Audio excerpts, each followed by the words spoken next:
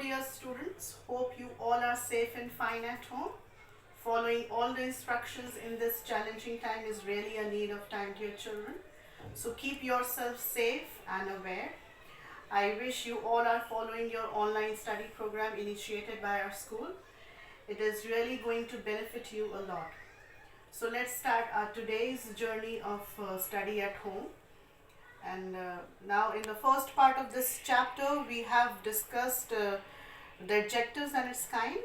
Now in the second part we are going to discuss the correct use of some adjectives along with few exercises on it. So let's start today's discussion. So dear children, today we shall take up the topic the correct use of some adjectives. Like very usually we get confused in the use of some and any. Now where in what cases some is used to express quantity or degree? Some is used normally in affirmative sentences and any in negative or interrogative sentences. For example, I will buy some mangoes. So this is the sentence which is affirmative. Okay, it is answering in yes, that I will buy some mangoes. And the other sentence is I will not buy any mangoes. So here we have used any because usually any is used in negative or interrogative sentences. So it is answering in negation. So any is used here. But there are few exceptional cases. The exception is any can be used after if in affirmative sentences. So we can use any in affirmative sentences also in some cases if is used. So any comes after if. For example, if you need any money, I will help you. Likewise, some is used in questions which are really offers or request or which accept the answer yes. For example, will you have some ice cream? Now this is an offer. Okay. So some is used here. It is interrogative sentence and some is used here because it is an offer. Next is could you lend me some money? It is a request. So because it is a request, though it is interrogative, but because it is a request, so we have used some here. So children, the next pair is of each and every. Now each and every are similar in meaning, but every is a stronger word than each. For example, each one of these chairs is broken. 5 boys were seated on each bench. So each means each without exception. It is used in speaking of two or more things. Without exception means whatever the things or a number of person were available or present there, we've counted each one of them without any exception. Every is used only in speaking of more than two. For example, every seat was taken. It rained every day during my holidays. Okay, so this is the difference between each and every. I've made 2 columns here. You may go through them, the points which are written here in each column. So you may differentiate in the use of each and every.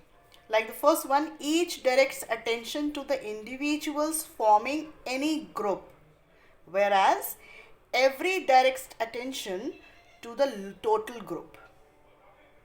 Next difference is each is used only when the number in the group is limited and definite, whereas every is used when the number is indefinite.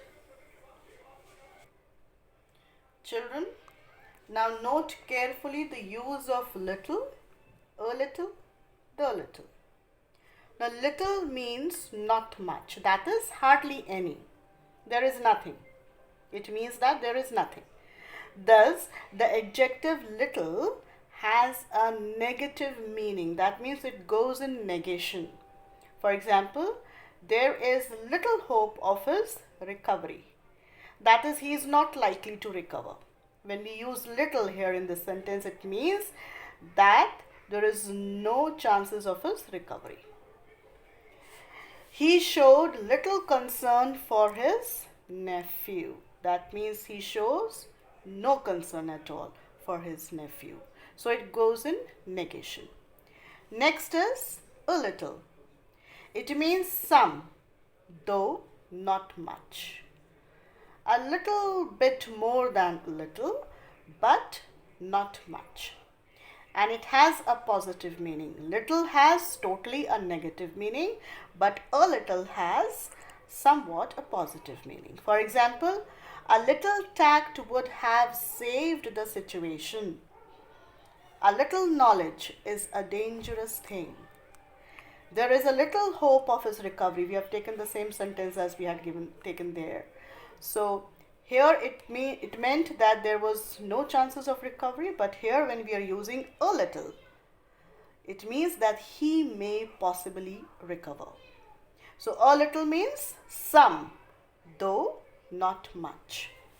And the next one is the little, which means not much, but all there is.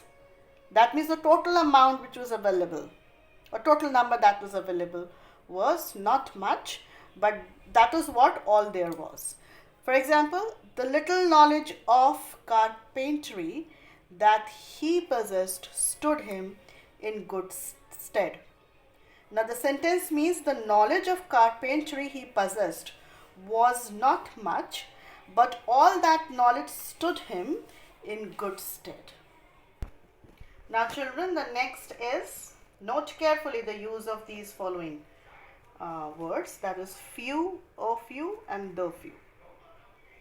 Few means not many, hardly any. That means few has a negative meaning. As we had in the case of little, the same rule applies here. Few means hardly any. For example, few persons can keep a secret. Few men reach the age of 100 years. Okay, so it means hardly any, it goes in negation. Next is a few, means some. A little more than few, that means some. It has a positive meaning and is opposed to none. That means it's the opposite to none. Few means none. A few is opposing the word none. For example, a few Parsis write Gujarati correctly. That means very few number of Parsis write Gujaratis correctly.